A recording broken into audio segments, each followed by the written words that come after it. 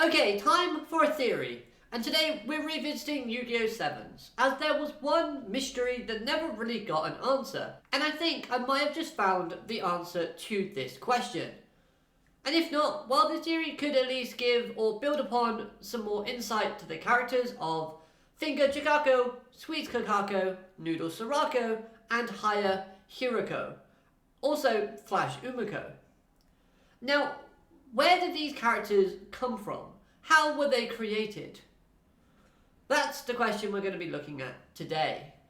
Hello everyone and welcome to Dueling with Downton, and today we're going to be trying to look and solve this question with this particular theory, looking at these alien KO girls. How were these 5 alien-like characters of Yugioh Sevens created? Well, the answer may lie in Go Rush. Thanks to the events of Season 3, in Season 3 we get introduced to the Dark Matter Empire, and if you compare these KO girls to the Dark Men, you might find a few similarities. Firstly, both sets of beings can shapeshift / turn into other things. For the Dark Men, it's turning into a cat. As for the KO girls, it's something like turning into a motorized vehicle. Think a spaceship, a truck, a drill, taxi driver. The list continues. So going deeper, both sets of aliens can transform, and they all follow a specific theme. Secondly, both sets of aliens are okay with space travel. We see the Dark Men in space and travelling in faster than light speed of space, and we also see the Oko girls kind of outside the Otis robot, but also we see characters like Sorako flying off into a spaceship to God knows where. Thirdly, both characters can showcase feelings and emotions that differ from each other, but they all show that their ability to understand and develop their feelings and emotions. Think Sayaba's developing his feelings of admiration and obsession with Zuijo, or things like how Sorako develops her feelings / gains feelings for the Ramen Man. But why is this all relevant? Well, we know that the Dark Men were created by Yuumu by fusing materials together, more specifically, dark matter.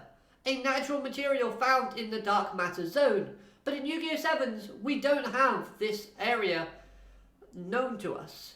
However, what we do have is Gohinium. Now, a quick refresher.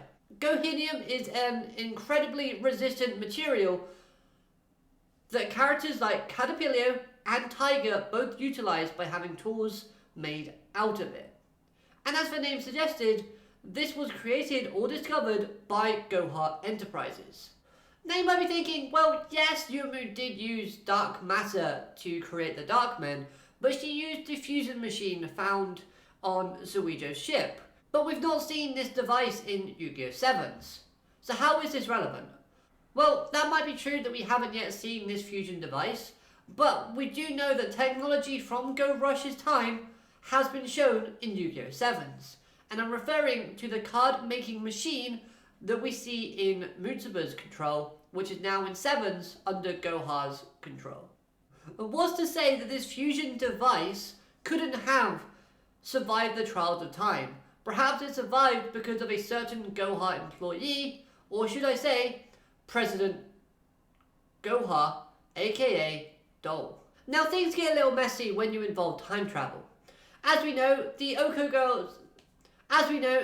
girls were in Sevens, and the Dark Men only exist in Go Rush because of Yuumu's actions after she came in contact with the Dark Zone. And this is as a direct result of Yuga and time travel shenanigans in him being sent back to his time. So if that never happened, then it was safe to say that Yuumu would never have created the Dark Men, which theoretically would say that Otis nor Dole should have any reference of the Dark Men to use as a base when fusing materials together to create the KO girls. But Dole could have just done what Yuumu did and accidentally created them from the start by fusing Gohinium with other things, and thus the machine makes the KO girls to where we have them all created in Sevens. Again, Yuumu was lucky one time by creating it. by creating the cat to start with. But then once she did that, she knew the method to making more, thus she did so. Now, there are more links to the KO girls being created by Dole, and that is the fact that they are Goha employees. As when we meet Sorako in the underground Goha facility, we see Flash and Sweets are tournament announcers, and obviously they're on Goha's payroll with the whole joke of them not working overtime for Otis at the end. But now if you really want to give yourself a real headache and try to go deeper into this theory, there may be a connection with Otis.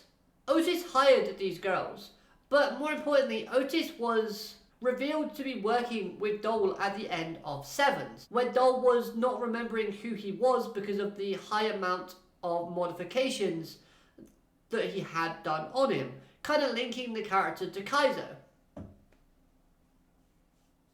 And Otis was known as a former Goha employee. Again, depending on how time travel works in 7/Go Rush's universe, Otis in Sevens could be a past Odo who now might have knowledge of the events to happen in Sevens, hence to why he's always one step ahead of them. After all, we know that Yuumu knows Yuga's memories, and she vowed to become Otis. So who's to say that whoever continues to be Otis in the Odo family line after her, she doesn't bestow upon them the memories of the future? So in conclusion, I do believe that the KO girls were created by using Gohinium as the main material, by using the same fusing device found in Yugioh Spaceship and Vala Volgear in Go Rush.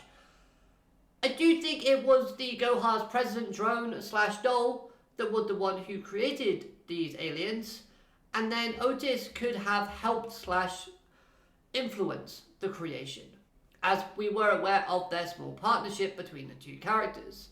So let me know, what do you think of this theory in the comments below? How do you think the KO girls were created? Or do you think they were just naturally born like they were? It's odd to me how they look almost identical.